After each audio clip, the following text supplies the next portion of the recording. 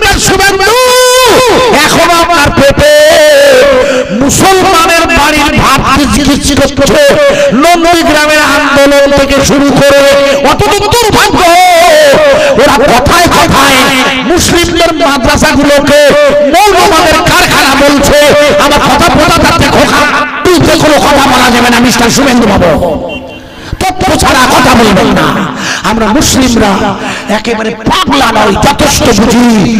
আপনি হিন্দুত্ববাদের দোহাই দিয়ে সব হিন্দু এক হোক তাতে আমার যে আসে না, কিন্তু ঈমানওয়ালারা সন্ত্রাসী জঙ্গিবাদীকে সমর্থন করে না। ঈমানের কালেমার দাবা চলবে না, বন্ধ হবে। আরে চললে বল সভ্যতা মৌলবাদ, আমরা সন্ত্রাসী, আমরা সন্ত্রাসী। শুভেন্দুর বাপের ভিতরে পশ্চিম বাংলা এই আমার উপর রাগ করছেন। আমার দাওয়াত হইতে যায় আসেন, আমার ও ডাক্তার জানে সময় চেঞ্জ করতে গেলে হবে সংস্থা না, সব ডেট করে আছে। আপনি হয় দাওয়াত করে নাই করে দেবেন, সত্য কথা বলতে হবে। এদেশের জমিনে ভারতের স্বাধীনতা সংগ্রামে আমরা মুসলমান রক্ত দিয়েছি, আর আমাদের কাঠমোল্লার চাপ বলে বিধানসভায় আশ্চর্য বক্তৃতা করছে। প্রিয় ভাইয়া, আমার উপর রাগ করছেন কি? আপনারা আমার কথা বুঝতে পারছেন কি? মহাকুম্ভ যে জায়গায় হচ্ছে, জায়গাটার আসল নাম এলাহাবাদ। কি নাম? জোরে বলুন। এলাহাবাদ।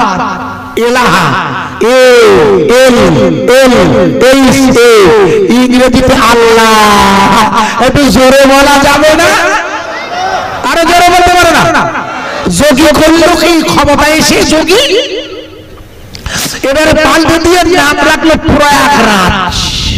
আচ্ছা, যোগীজির নাম রেখে যাবেন প্রয়াগরাজ, যেখানে তিনটে নদী মিশেছে, গঙ্গা, যমুনা আর সরস্বতী। আমি নিজে যা না দেখি তা ওয়াজ করি না বলে খোকা, এটা মনে রাখবে। আমি যে দেশের কথা বলবো, যেখানকার কথা বলবো সবসময় মনে রাখবো আমি শুনি নয়, সেখানে গিয়েছি নিজে। বোঝা গেছে কি? হ্যাঁ না বলো। আমি ওই গঙ্গা, যমুনা, সরস্বতীতে গিয়েছি, নৌকায় চেপে ওই নদীতে গিয়েছি, তিন বেনি, ওর উপরে ত্রিবেণী, যেখানে যেখানে পদপিষ্ট হয়েছে। আমি পরে আসছি, পুরী জামাটা পরে, আগে যেটা বলছি মুখস্থ করো, মনে করে দেখো। ওই প্রয়াগরাজ যার এখন আগে ছিল এলাহাবাদ, মনে করে দেখো এলাহাবাদ হাইকোর্ট একটা মামলার রায় দিয়েছিল, আপনাদের মনে নেই? মামলাটার রায় হলো যোগী